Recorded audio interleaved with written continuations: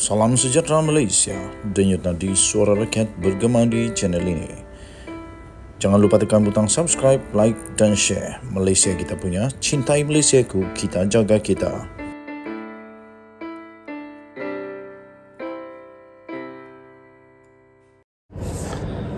Salam sejahtera Malaysia, denyut nadi suara rakyat bergema di channel ini. Tuan-tuan dan puan-puan yang dihormati sekalian, beberapa hari yang lalu kita berada dalam keadaan yang nervous, agak gemetar dan kesian juga kepada Tan Sri Mahyidin Mak Yassin. Kerana apa? Kerana dia sudah pun dikenalkan dengan 6 pertuduhan dan beliau juga mengakui beliau sukar mau tidur kerana risau. Pertama, kedua, dia juga mengakui bahawa dia mungkin tak ada wang lagi untuk membayar denda lagi sekiranya dia dikenakan dakwaan lagi. Kerana terbukti hari ini Muhyiddin telah didakwa menerima hasil daripada aktiviti haram sebanyak 5 juta ringgit Malaysia. Tuan-tuan dan puan-puan, bekas Perdana Menteri Tan Sri Mahyidin Mak Yassin telah didakwa atas pertuduhan pengubahan wang haram yang melibatkan 5 juta ringgit Malaysia yang berkaitan dengan program Jana Wibawa. Presiden Bersatu dan pengerusi Perikatan Nasional PN itu yang memakai sut serba hitam didakwa semasa prosiding di hadapan Hakim Mahkamah Session Shah Alam Rozila Saleh pagi ini.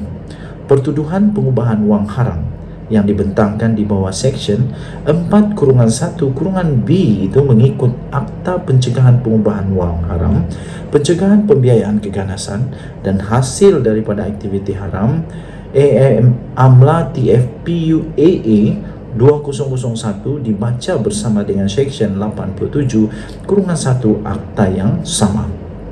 Sekarang ini Muhyiddin Yassin, seorang pemimpin dalam Bersatu, juga bekas Perdana Menteri yang sudah pun berusia 76 tahun, sudah pun kita ketahui bahawa beliau kalau didapati bersalah untuk 6 pertuduhan yang dulu itu, beliau boleh dipenjarakan sehingga 20 tahun.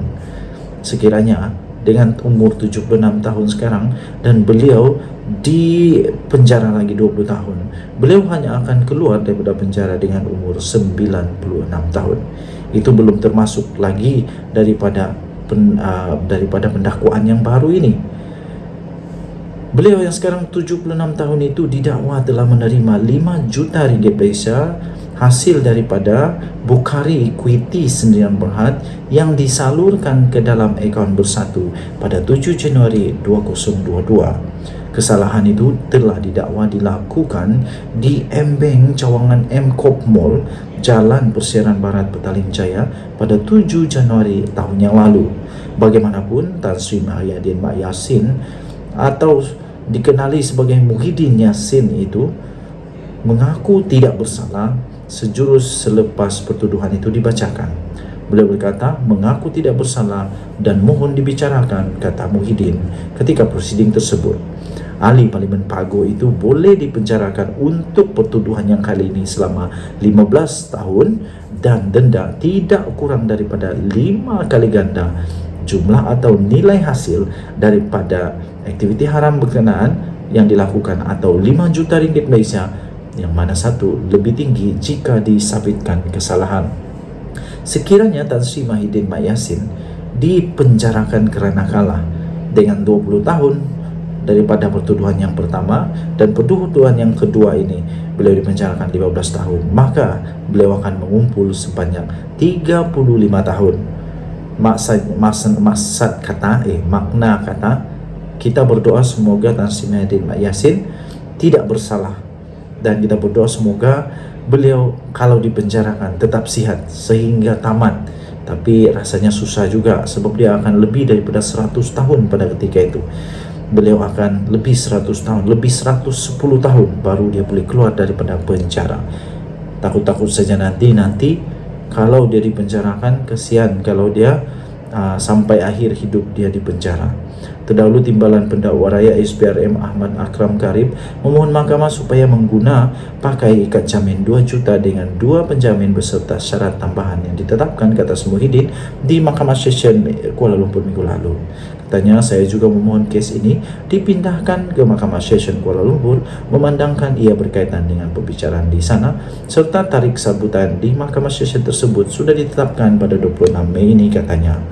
Rozila kemudiannya membenarkan permohonan pendakwaan untuk mengguna pakai jaminan serta syarat tambahan yang ditetapkan oleh Mahkamah Session Kuala Lumpur, iaitu tertuduh menyerahkan pasportnya kepada mahkamah serta membenarkan kes itu dipindah ke mahkamah yang sama. Selain Ahmad Akram, pendakwaan juga dikendalikan oleh Timbalan Pendakwa Raya Muhammad Fadli Muhammad Zamri, Zendelim Waikyong, Kalaivani Anandorai dan Mazia Muhaidi. Tuan-tuan dan puan yang dihormati sekalian, kita juga berharap semoga kebenaran akan tersingkap, salah tetap salah, menang betul tetap betul. Dengan tadi Suara Rakyat bergema di channel ini, kita jumpa lagi, bye bye. Salam sejahtera Malaysia, denyut nadi Suara Rakyat bergema di channel ini. Kemarin saya ada postkan satu video berkenaan dengan seorang dalang utama, perancang utama untuk kes rasuah Jana Wibawa. Pada ketika saya mempost video itu, belum ada nama yang disebut siapakah Datuk Roy itu. Kali ini akhirnya SPRM mengeluarkan siapakah nama dan gambar kepada Datuk Roy tersebut. Ini saya sisipkan gambar tersebut, yaitu gambar kepada Datuk Roy yang disiasat sekarang ini, sedang dikesan oleh SPRM untuk disiasat. Inilah gambar Datuk Roy untuk membantu siasatan rasuah Jana Wibawa yang melibatkan banyak orang di dalam Parti Bersatu dan Perikatan Nasional. Suruhanjaya Pencegahan Rasuah Malaysia atau SPRM Kuala Lumpur disahkan sedang mengesan seorang lelaki bagi membantu siasatan kepada kes rasuah berkaitan dengan projek jana ekonomi permekasaan kontraktor Bumiputera berwibawa atau Jana Wibawa.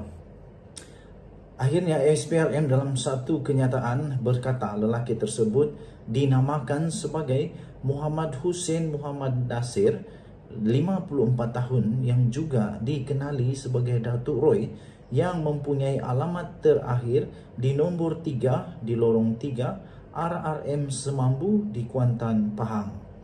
Sehubungan itu, orang ramai yang mengenali atau mempunyai maklumat mengenai lelaki tersebut yang gambarnya saya sisipkan ini diminta untuk menghubungi pegawai penyiasat, yaitu Muhammad Ashraf Mustafa di talian 013 4405210, kata SPRM dalam satu kenyataan. Pada semalam, Malaysia Kini telah memetik bernama yang melaporkan bahawa SPRM menahan seorang pegawainya dan 3 lagi individu lain, termasuklah seorang wanita pada Khamis lepas kerana dipercayai telah meminta dan menerima rasuah sebanyak RM400,000 bagi mengelakkan siasatan yang melibatkan kes program Jana Wibawa. Wanita berkenaan bagaimanapun telah dibebaskan dengan jaminan SPRM, manakala 3 lagi suspek yang lain kini diremand sehingga hari ini.